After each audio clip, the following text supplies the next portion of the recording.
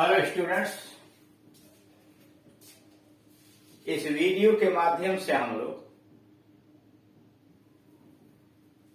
परीक्षा में पूछे गए अनसीन पैसेज, चाहे किसी भी परीक्षा के अंतर्गत हो, चाहे वो हाई स्कूल बोर्ड में हो, इंटरमीडिएट के बोर्ड की परीक्षाओं में हो, या अन्य प्रतियोगी परीक्षाओं में पूछे जाने वाले जो अनसीन पैसेज होते हैं उनको किस प्रकार से हल किया जाए, हल करते समय हमें क्या सावधानियां बरतनी चाहिए, इन सारे विषयों के विषय में जानकारी हम प्राप्त करें।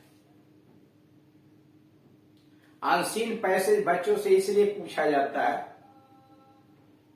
कि परीक्षक यह जानने का प्रयास करता है कि क्या बच्चा अंग्रेजी को पढ़ सकता है, स्पष्ट रूप से उच्चारण कर सकता है, शब्दों का मीनिंग, शब्दों का भाव समझता है, और क्या उसके द्वारा वो अपने वाक्यों का निर्माण कर सकता है। दिए गए पैसेज में जो वाक्य दिए गए हैं उसका पूर्ण भाव वह निकालता है। अगर ऐसा है कि वह अंग्रेजी शुद्ध पढ़ सकता है, मीनिंग समझ सकता है, वाक्य का अर्थ समझता है, पूरे पैसेज का भाव समझ सकता है, इसका मतलब यह है कि वह उसमें परिपूर्ण है, रीडिंग स्किल उसकी अच्छी है। यह रीडिंग स्किल के अंतर्गत आता है और इसीलिए उस पैसेज से संबंधित क्वेश्चंस पूछे जाते हैं। प्रश्न सार टाइप, आंसर टाइप के पूछे जाते हैं। अगर वह समझ रहा है तो निश्चित रूप से उन उत्तरों को वह छांट लेगा, और अगर नहीं समझ रहा है तो उन प्रश्नों का उत्तर वह नहीं छांट पाएगा। तो इसके लिए यह तरीका अपनाया गया है कि अनसीन पैसेज उसे पूछे जाए और उसका जवाब लिया। हाई स्कूल की बोर्ड की परीक्षा में अब जो पैटर्न बदला हुआ है उसमें दो अनसीन पैसेज पूछे जाएंगे। एक छोटा सा अनसीन पैसेज होगा जो यहां पर दिया गया, और उसमें एमसीक्यूज टाइप क्वेश्चन पूछे जाएंगे जिनका उत्तर OMR शीट पर देना हो। परीक्षा में दो उत्तर पुस्तिकाएं मिलेंगी, रिटन यानी जिस पर आपको प्रश्नों का उत्तर लिखना, उसके साथ साथ OMR शीट की उत्तर पुस्तिका भी मिलेगी। पेपर दो भाग में बांटा होगा, एक OMR शीट पर उत्तर देना होगा और दूसरा उत्तर पुस्तिका पर आपको लिखना होगा। OMR शीट पर 20 नंबर के क्वेश्चन पूछे जाएंगे और रिटन वाले में जो उत्तर लिखना है आपको, शॉर्ट या लॉन्ग आंसर टाइप क्वेश्चन, वो 50 नंबर के होंगे। OMR शीट कंप्यूटर से जांच दिया जाए और 50 नंबर वाले जो क्वेश्चंस होंगे उसे शिक्षक जांचेंगे। तो इस तरह से आप देख रहे हैं कि हाई स्कूल के अंतर्गत 10 अंकों के अनसीन पैसेज आएंगे, 3 MCQs टाइप्स, और दूसरा पैसेज जो आएगा उसमें 4 क्वेश्चंस पूछे जाएंगे, 3 शॉर्ट आंसर टाइप क्वेश्चन और एक वोकैबुलरी। उसका उत्तर आपको उत्तर पुस्तिका पर लिखना होगा। इंटरमीडिएट स्तर में पैसेज उसी तरह के होंगे, लेकिन उसमें MCQs टाइप क्वेश्चन न पूछ करके रिटन होगा। 7 क्वेश्चंस पूछे जाएंगे, 4 questions short answer type questions होंगे और 3 क्वेश्चन जो होंगे वह वोकैबुलरी पर आधारित होंगे, शब्दकोश पर आधारित होंगे, जैसे साइनोनाइम, एंटोनाइम इत्यादि।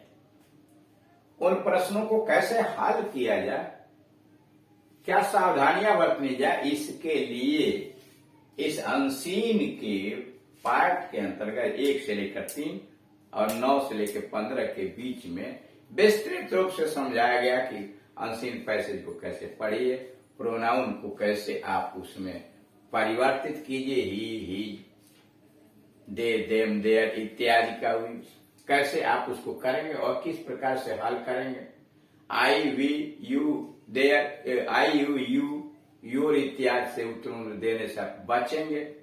इन सारी चीजों को हम समझाएंगे, उसे आप सावधानी पूर्वक पढ़ें और समझने का प्रयास करें, और तब उसके बाद एग्जाम्पल्स को देखें कि किस प्रकार पैसेज को हल किया जाए।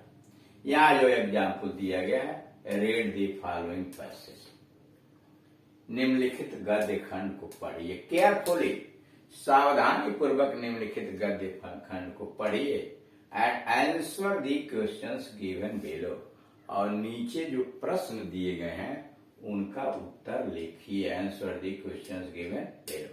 एमसी टाइप्स के क्वेश्चन। पैसेज है Gandhi ji was not against machine. Gandhi ji यंत्रों के विरुद्ध नहीं थे, मशीनों के विरुद्ध नहीं थे। Gandhi ji was not against machine. Gandhi ji machine के खिलाफ नहीं थे। ही बिलीव्ड, गांधी जी को विश्वास था that a machine is good. Gandhi ji को विश्वास था मशीन अच्छी चीज है। इफ इट सर्व्स मैन, अगर यह आदमी की सेवा करे।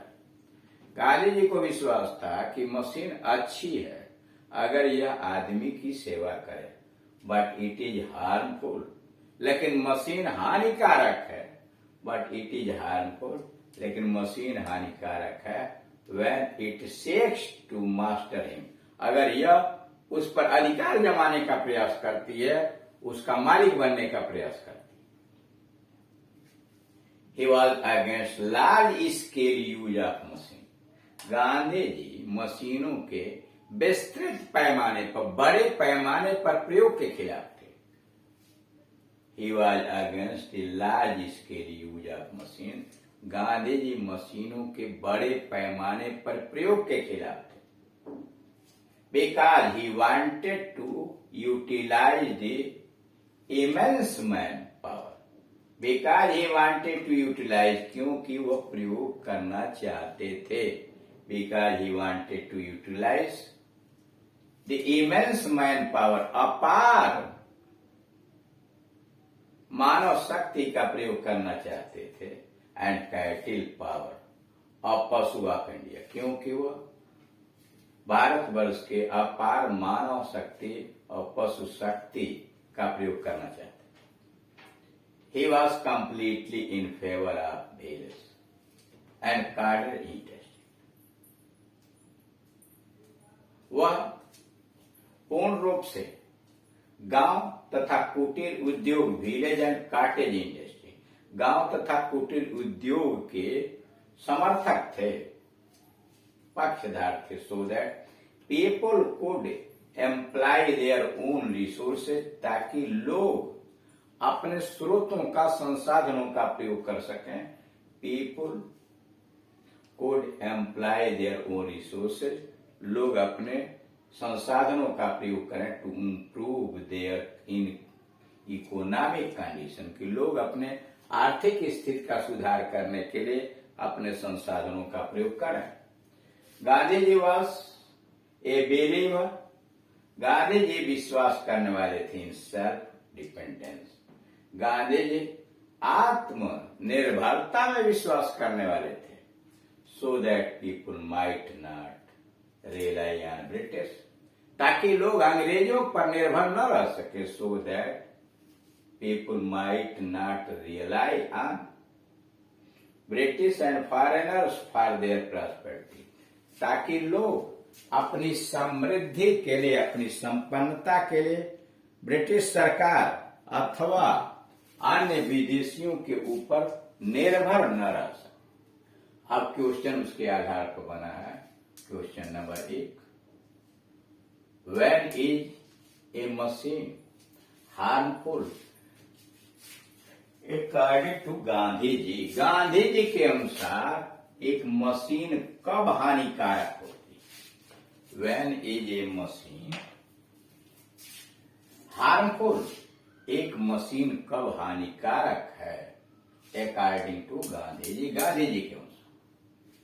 पहला, if it serves a man, अगर यह आदमी की सेवा करती है।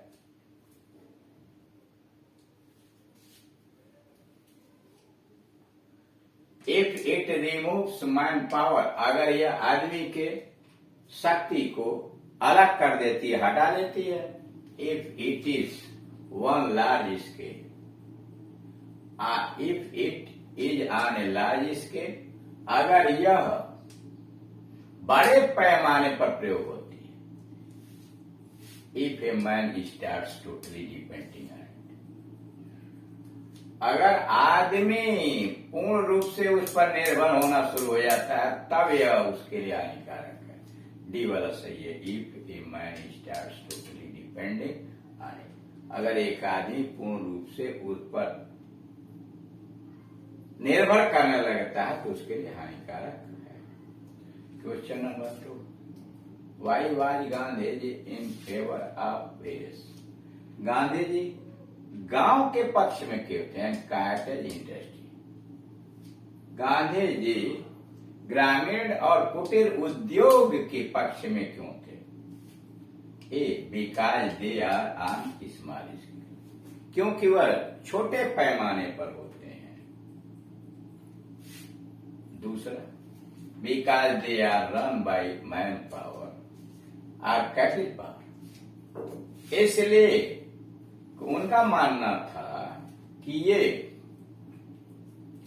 आदमी की शक्ति और पशु शक्ति के आधार पर भारत में चलाए जाते हैं। बिकॉज दे आर रन, चालित होते हैं, संचालित होते हैं। क्या संचालित होते हैं? मशीनें, वे संचालित, they are run by man power और कैपिटल पावर। पशु शक्ति या आदमी की, ऑफ इंडिया यानी भारत के पशु शक्ति और मानव शक्ति के द्वारा संचालित होते हैं। सी पर आइए। Because in it people can use their own resource, क्योंकि लोग इसमें अपने संसाधनों का प्रयोग कर सकते हैं। And can find relief in their poor condition, और अपने खराब परिस्थिति के अंतर्गत वह सांत्वना प्राप्त कर सकते हैं। C because in it people can use their own resource, क्योंकि कुटीर उद्योग में, ग्रामीण उद्योग में लोग अपने संसाधनों का प्रयोग कर सकते हैं और खराब दशा में वह सांत्वना प्राप्त कर सकते हैं। डी है, ये सही भी है, सी वाला डी है। Because this can bring prosperity to the British and the foreign, क्योंकि कुटीर उद्योग अंग्रेजों तथा अन्य विदेशियों में समृद्धि ला सकता है। सी वाला इसमें सही है। अब तीसरे पर आइए। द वर्ड एम्प्लॉय मीन्स, का शब्द एम्प्लॉय का मतलब क्या होता है?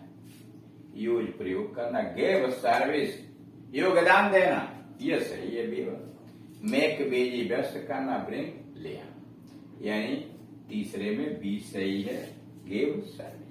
तो इस तरह से आपने देखा कि दिए गए पैसेज को पहले सावधानी पूर्वक पढ़ते हैं, उसके प्रत्येक वाक्य और शब्दों पर विशेष सावधानी बरतते हैं, इसलिए कि हर वाक्य किसी न किसी प्रश्न का उत्तर बन सकता है। चाहे उस पैसे से एमसीक्यू टाइप से क्वेश्चन पूछें या रिटन टाइप क्वेश्चन पूछें, कोई फर्क नहीं है, पैसे तो वही रहेंगे। प्रश्न एमसीक्यू का भी बन सकता है, प्रश्न उत्तर पुस्तिका पे लिखने के लिए बन सकता है। हाँ, उसे हल करते समय विशेष सावधानी बरतनी चाहिए, वो क्योंकि बनावट के लिए उसमें टेंसेस का ध्यान हो, प्रोनाउंस का ध्यान है, इन सारी बातों का ख्याल रखते हुए तब प्रश्नों का उत्तर देना चाहिए। Thank you.